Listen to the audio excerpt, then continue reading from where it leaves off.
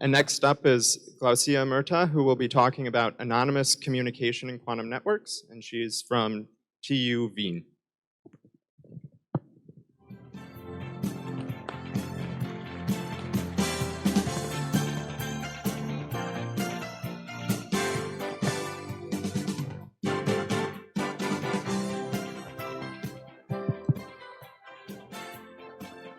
So perhaps I can thank for the introduction and for the organizers to invite me, and especially to the local organizers for the amazing job of keeping everything smooth while we had a typhoon. So I think this is really impressive. Okay, so what I'm going to tell you about is I'm going to explain you the task of, oh, sorry, the microphone is a little bit weird. I guess everyone can hear me, good. I'm going to tell you about anonymous quantum communication. And first I will motivate and explain what is this task about. Then I'm going to spend a couple of minutes telling you about quantum functionality that implements anonymity. And finally, I'm going to tell you about some recent results on an intermediate classical task where we also have the anonymity condition. And then I will tell you about some open questions and some recent work that was inspired by this task. So in the past days, we have heard a lot about the task of secure communication, and especially about quantum key distribution, or more specifically the BB84 protocol, where we are able to achieve secure communication with many interesting features. So in particular, we can potentially achieve information theoretical security, which is actually not possible in the classical case. Of course, with some caveats that the experiments have to be very well characterized, and for that I can refer you to this very nice review by Fei-Hu Xu and co-authors about many imperfections on this setting. And also on the first day we have seen the tutorial of Devashish about the theoretical progress to deal with these imperfections. So this task is very well characterized, very well studied from the theoretical perspective, and we have seen amazing technological advancements. So these protocols are quite robust to noise, and we keep seeing more and more records of long-distance implementations with higher and higher rates. And especially in China, we have many of the groundbreaking results concerning satellite QKD. But what about if on top of secure communication, we would also like that the identities of the parties remain hidden during the protocol?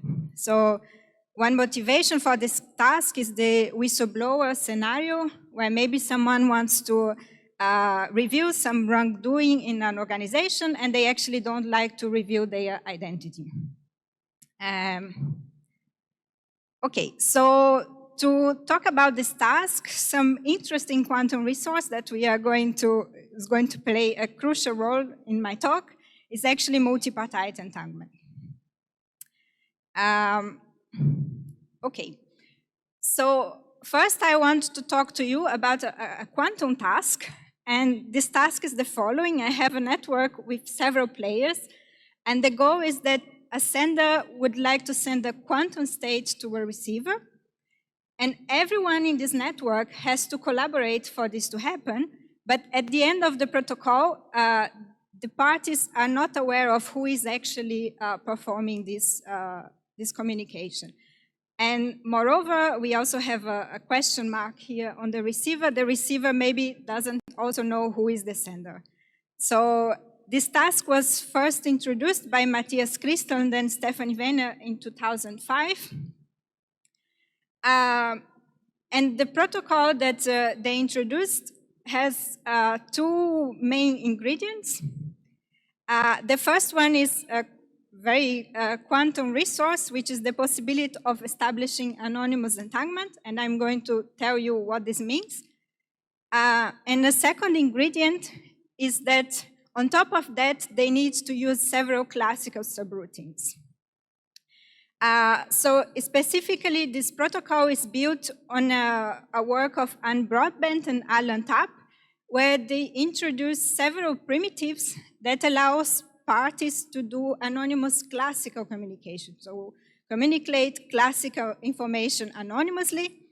And these protocols can achieve information theoretical security with an unlimited number of adversaries, of dishonest parties. And the required resource here is that everyone in the network is connected by a bipartite private channel. So basically, these are classical subroutines, but if I would like to implement it in practice with information theoretical security, I would actually need QKD to implement these bipartite private channels. Okay, so how does the protocol goes? So the idea would be the following. First, the parties in the network, they share this multipartite quantum state, so they have a G8Z state. Then sender and receiver, in the first step, they do nothing. And the other participants in the network, they are going to measure out their G8Z state in the X basis. So when they do that, what happens is that sender and receiver end up with a Bell pair, and which specific Bell pair that they end up with depends on the parity of the outcomes of the remaining parties of the network. So this is what we call the anonymous entanglement. That was the first ingredient that I said that was part of this protocol. So after that, the sender can then finally broadcast this quantum state to the receiver, but by using quantum teleportation. But of course, when we do quantum teleportation, we need to communicate some classical information. And then here we see that these classical subroutines will play a role, because remember, we want to keep anonymity of this protocol, so we don't want the identities to be revealed. So therefore, the sender has to communicate these bits for the quantum teleportation by making use of these classical subroutines.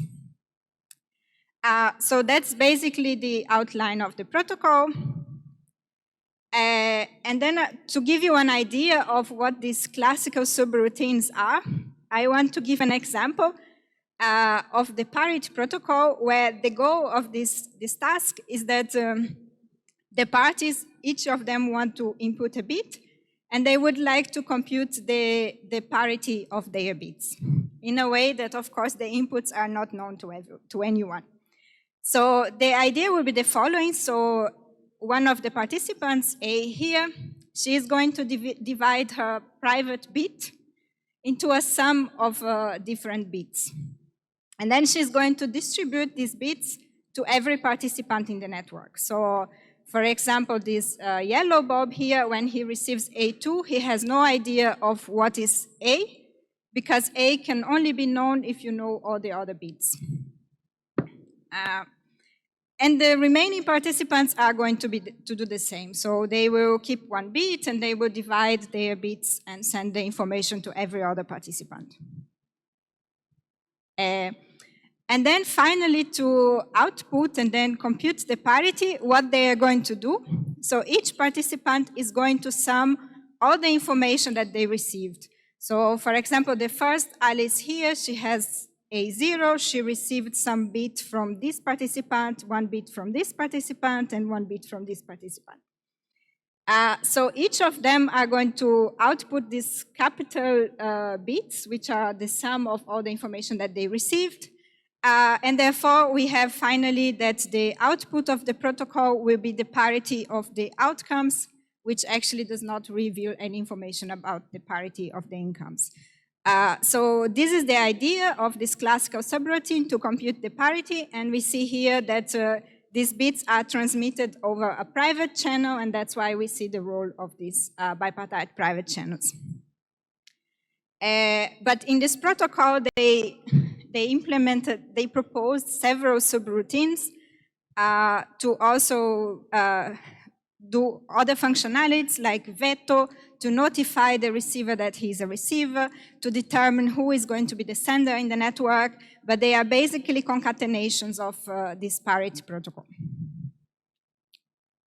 So that's a very cool protocol that really makes use of the correlations of the G8Z state.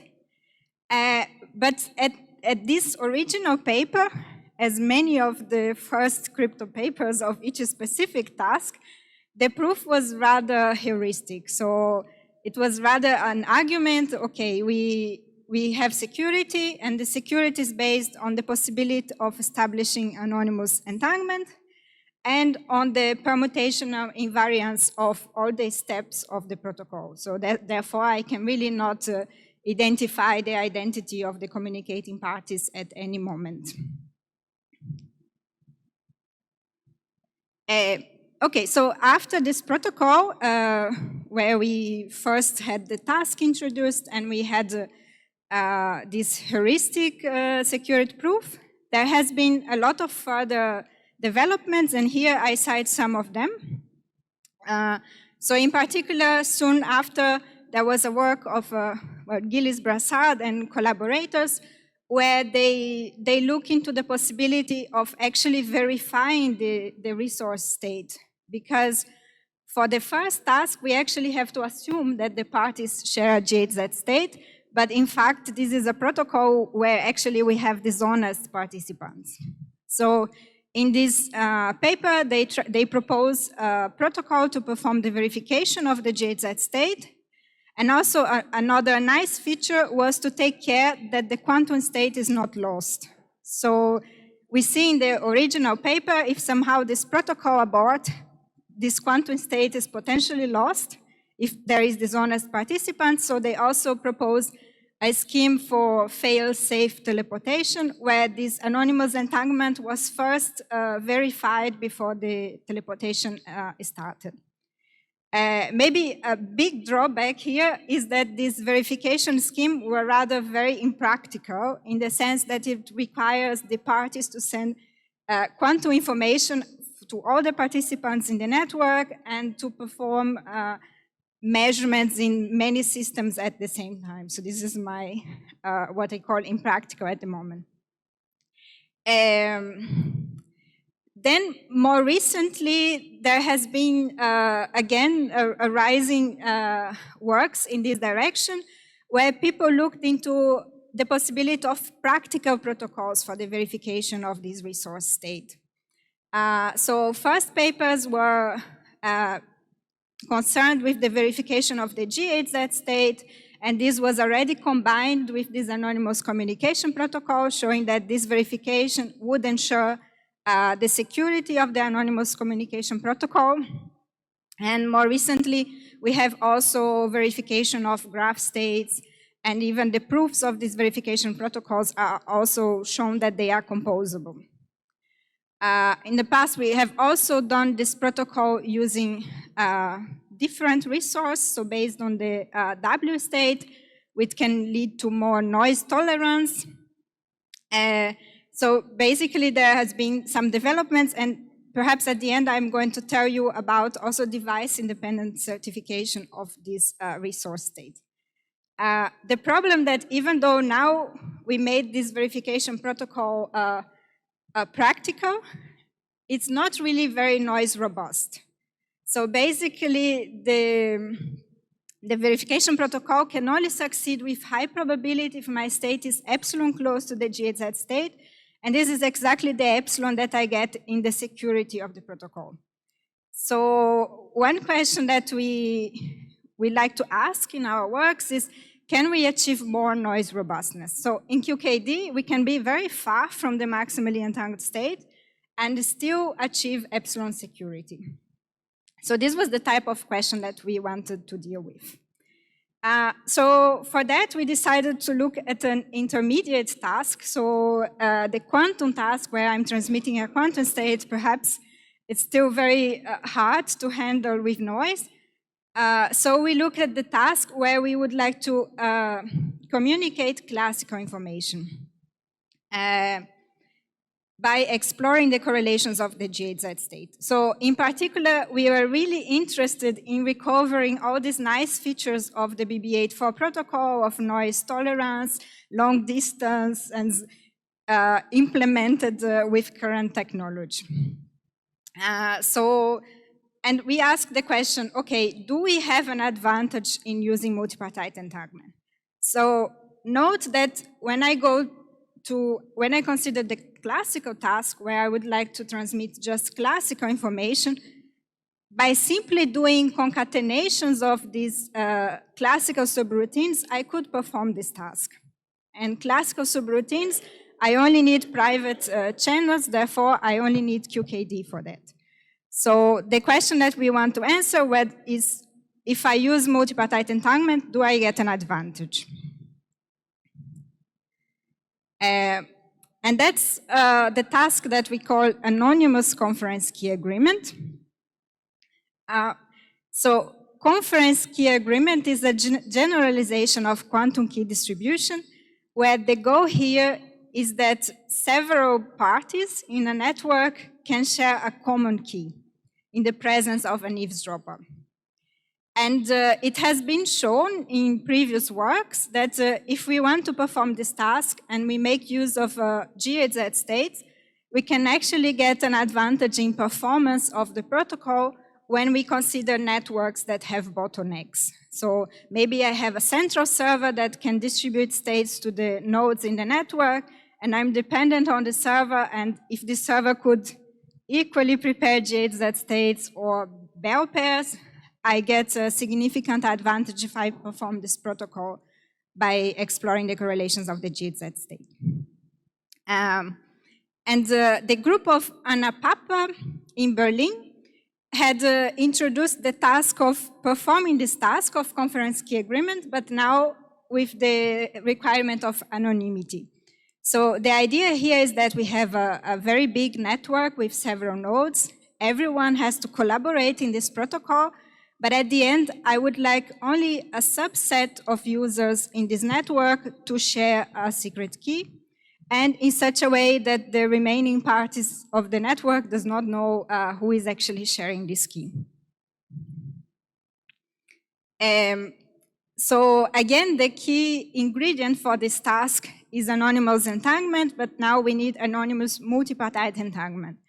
And the symmetries of the GHZ state are so nice that this goes more or less straightforward. So if the parties would share a GHZ state, and then similarly, whoever is not participating makes a measurement in the X spaces, the remaining parties in the network, they are projected into a GHZ state with a phase that actually depends on the parity of the remaining parties of the network.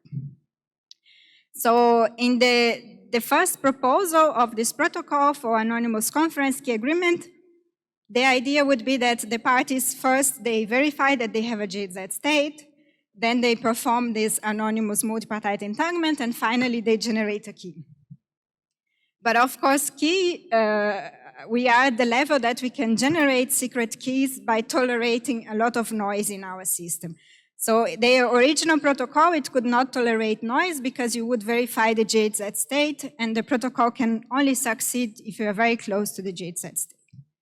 So the question that we asked was, can we perform this task in the presence of noise? So this is a work that I did together with my collaborators in Düsseldorf and also the group of Anna Papa in Berlin a few years ago, in the time where I was actually based in Düsseldorf. And we answered this question in a positive way. Yes, we can get efficient and robust protocols for anonymous conference key agreement. We also address the fact that the source can be untrusted, and we prove security in a bounded storage model for the nodes of the network, and we also took care of defining a security framework that can actually take care of anonymity and the secrecy of the key. And one of my collaborators, Federico, is actually also here in QCrypt, and he's presenting a poster about his recent work in digital signatures, so also check it out afterwards. So we define 2 different levels of anonymity of our task, and you are going to see why. So one that we called anonymous conference key agreement, and the different levels here are pictured by the question marks. So in the first task, only the parties who are not sharing a key, they get no information about who is sharing a key at the end of the protocol, but all the participants, they know the identity of each other. So they know who is the receiver and who are the remaining participants. In the fully anonymous conference key agreement is more similar to the first task that I showed, where also even the participants, they know that they are going to receive a secret key, but they don't know with whom they are actually sharing it.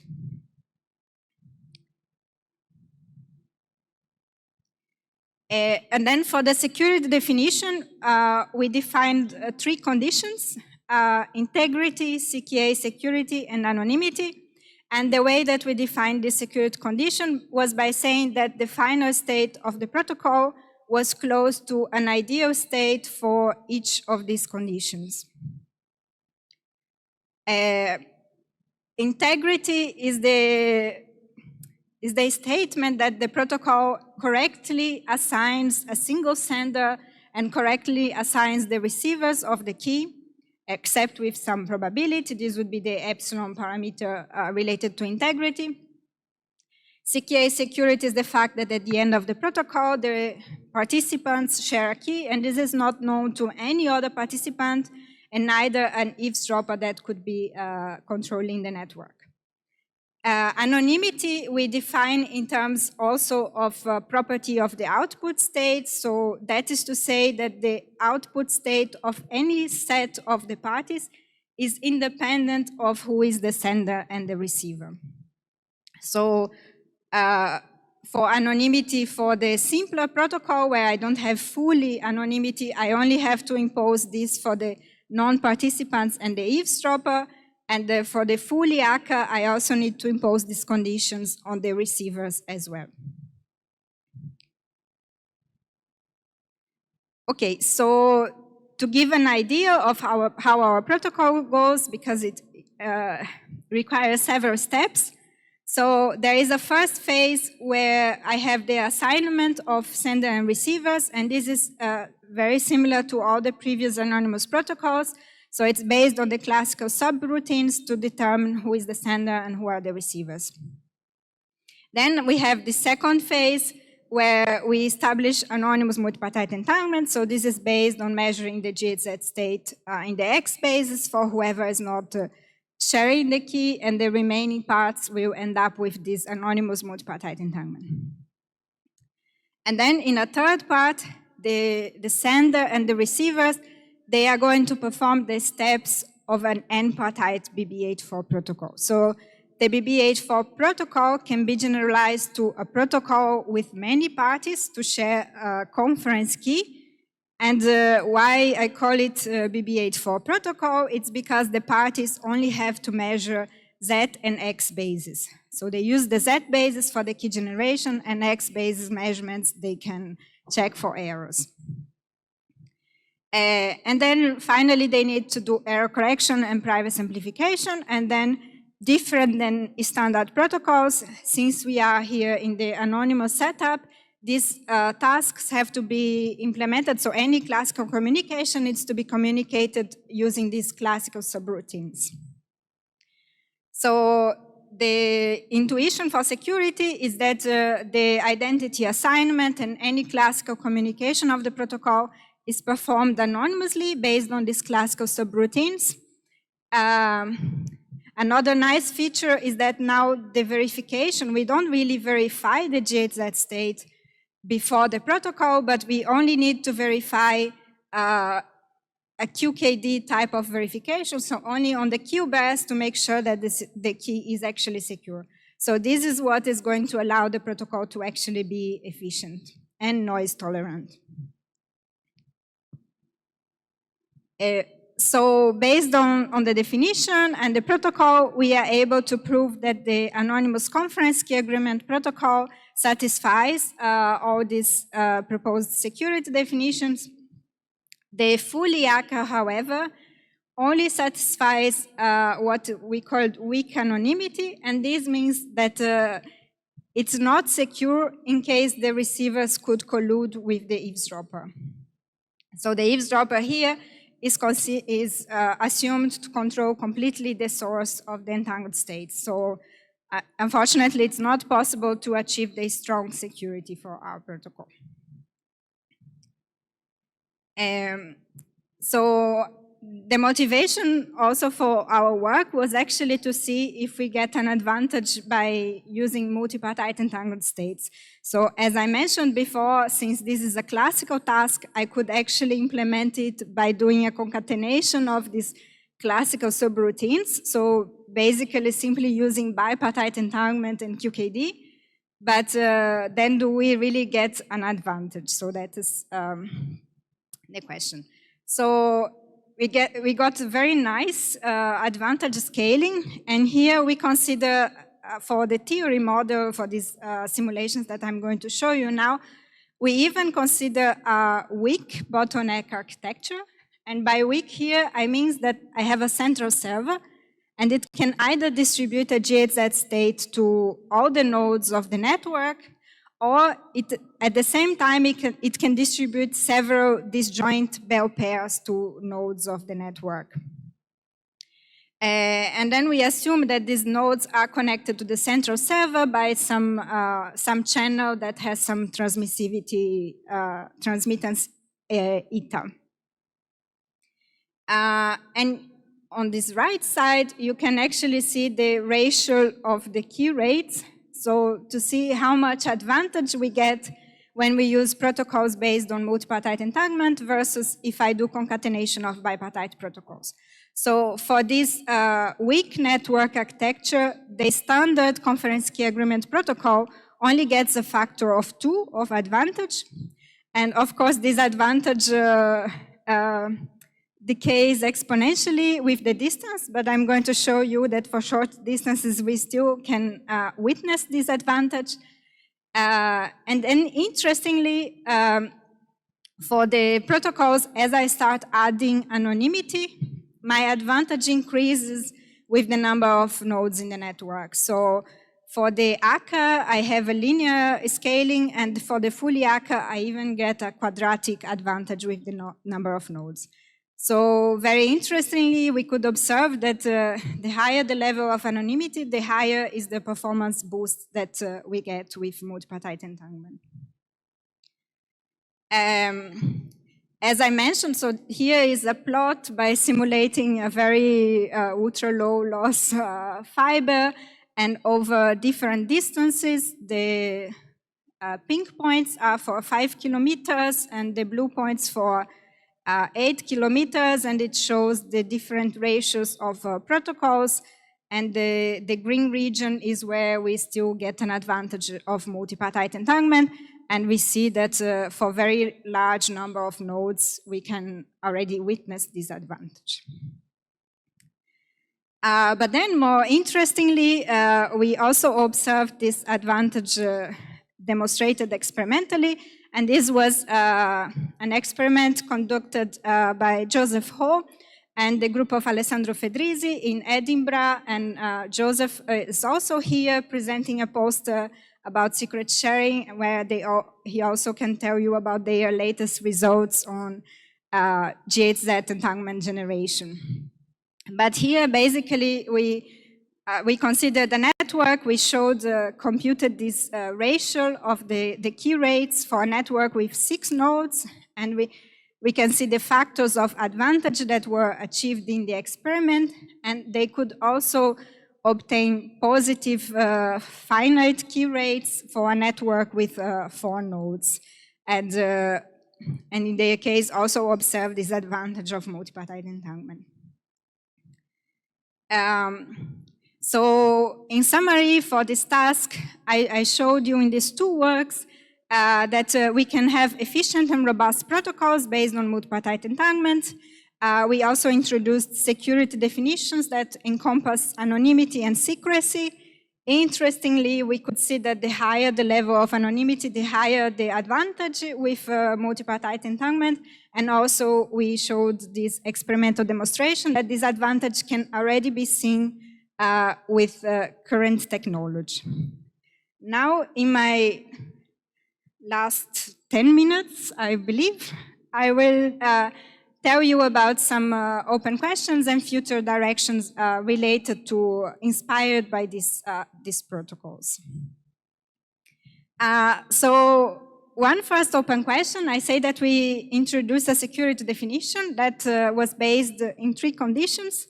And what is still open is to actually show if this security definition is composable. So this is a highly non-trivial protocol. It relies on several subroutines. So this is a current work with the group in Lisbon and also Federico here, where in the end we are trying to prove that the classical subroutines of initially proposed by Broadbent and TAP can actually be composable against quantum adversary, to then finally show whether our security definition is composable or not. Not very promising at the moment, but we are trying to work on that. Another task that showed up a lot, as you have seen when I mentioned future developments from this task, many people have focused on trying to, how do we make state certification protocols in this adversarial scenario? And this is different than simply doing certification, because now I cannot really trust that the parties are doing what they are supposed to do, or not even that they are not colluding. The interesting thing is that in previous protocols, it has been shown that if I'm able to prove that my state is close to the ideal state up to the dishonest parts action, that if my state is epsilon closed, then I can lift the security of my anonymous communication protocol. So one question that we looked at recently that was inspired by this scenario is, what about more adversarial scenarios for this state certification? In particular, can I do that with dishonest parties and device independent? So can we certify the state distributed in a network where I actually have parties that can act dishonestly, and moreover, the honest parties have black boxes? So this is a quite recent result where we show that yes, we can do that. We can actually get very strong statements similar to self-testing. And that we call the framework for device-independent entanglement certification. I will just briefly mention the scenario and the idea of the result. So different from the Bell scenario that was already discussed in some talks yesterday, here I have several parties, they all have black boxes, but on top of that, I can allow some of the parties to act together. So in particular, I can no longer assume that they are separated, they could be signaling to each other. So the question was, can we certify any property about the state in this scenario? And what we can show is that we call self-testing in a network with dishonest parties, is that indeed we can do a very similar statement to self-testing. So whatever state I have that is giving rise to the maximum violation of a very particular Baire inequality, this state up to local isometries on my honest set and the dishonest set action can be mapped to a k-partite GHZ state. So I actually am able to certify that I have entanglement between the honest parties and the dishonest set. And this is usually what is required for security of anonymous communication. Of course, it's always a very long way to go from when we simply verify the state to actually make a security statement about the protocol. So this is now a lot of open questions in this direction. One thing that I find interesting of moving to this device-independent setting is that maybe we can certify also non-stabilizer states. So previous protocols for graph states and for the jade set, they very much rely on the stabilizer structure of the states, but we have bare inequalities that certify the W state in the standard setting, and the question now is, can we certify the W state in this dishonest setting? In general, I guess it would be very interesting. So once I have such certification results, how can I actually infer security? Which security parameter can I ensure for my protocol? And one potential first step is to actually show that these certification protocols are actually composable.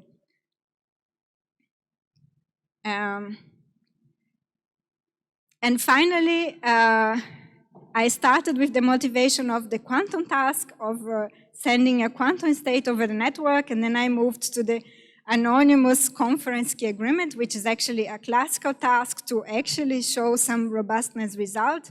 And so it's still very much open how to actually achieve robustness for the quantum task. Can we have some robustness at the level that we have for conference key agreement?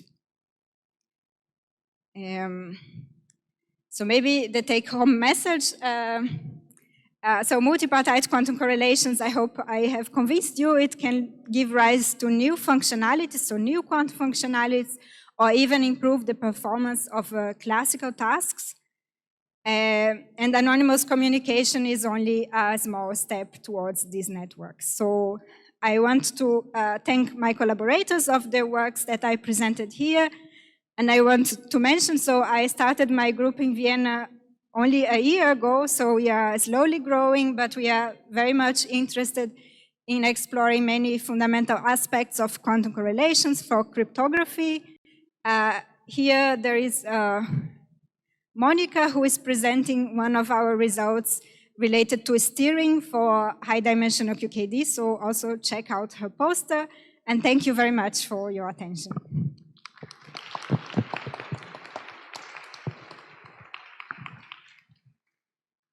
Thank you for the very nice talk. Are there questions? Where are the people? I'll just give you my microphone. I'm close. Thank you, very nice. In my old 2007 QCrypt2027 paper on anonymous communication, quantum communication, we had a protocol that was fully anonymous, regardless of the number of cheaters. So even a collision, no matter what the size of the collusion, they could not learn anything about who's the sender, who's the receiver, unless the receiver is among them. And even then, they would not know who is the sender. But the price to pay is that it was totally non-robust. Any participant could make the whole thing abort. So it was provably secure, anonymous, as long as it doesn't abort. Very nice, but it would always abort anyways, unless everybody is honest. And as you said, it was impractical. In addition, we needed the thing to be done to perfection, which is somewhat hard. So my question is, what's the robustness of the various protocols you talked about? So our protocol was not robust at all, but it had the advantage that it was perfect for all other purposes. So what's the robustness of your protocols? So yeah, thanks for the question. So the robustness is about the level of QKD robustness, because it's really up to the fact that we need to take care of more rounds that they are doing these bipartite protocols, but it's at that level. But I remind about the security, maybe now it's hard to get back there, that here we cannot allow the eavesdropper to collude with the receivers. And the reason here is very similar to how you fixed a previous protocol in that paper, is the fact that in our protocols we managed to do in such a way that only the participants knows whether the protocol aborts or not. And this has information about. So it's an intricate way, but for this task, this is sufficient. So only the participants knows that. Here, that's why they cannot collude, because by the information that the protocol aborts, plus the information of how the source was controlled, they could potentially leak the identities. So yeah, it's of course a much simpler task than the really full task of anonymous transmission of a quantum state with everyone. Yeah. And then one more question.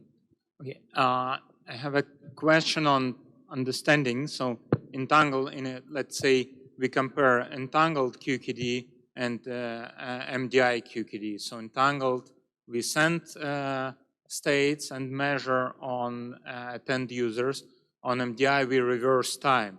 So in this scheme, if we do the same stuff, if we convert all our users into sources and make some, let's say, beam splitter-based measurement, will it benefit? Will it work? Will these protocols work in the same way? Okay, the answer is I don't know, and I suspect that maybe not, because the difference here is that, well, okay, whoever is non-participant always have to measure in the X-base, or potentially they should send the X-base preparation. I'm not so sure, but yeah, that's a very interesting question, but it's not so trivial to say, I would say. Thank you. One more question?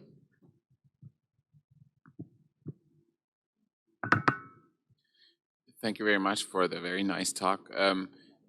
So I have one question about the security definition. So in the usual composability frameworks, basically the protocol is compared to an ideal functionality, right? And if I remember correctly, you define security by comparing the final state to an ideal version. So I'm wondering, like, is there a big difference, and is that what stands in the way of proving composability, or is it easily translatable into a definition with which compares functionalities? Yeah, no, thanks. Perhaps I should clarify. So here I say the security is based on closeness to the ideal state, but so the final state of the protocol has several registers. So some of them encode the information about the identity, some is of the key, and some is other participants. So each of these conditions, they are imposed in a subset of registers. That was the only way we managed to prove, and this is what's still missing. In QKD, this is also the case. You have two conditions. They refer to specific registers, but this can be broken from a triangle inequality, from a condition on the overall state that is broken into secrecy and correctness. Here is not what is happening. We didn't manage to break. I tried very hard to come from the original state. And the reason, for example, for anonymity, I would like that a condition on the state of the parties.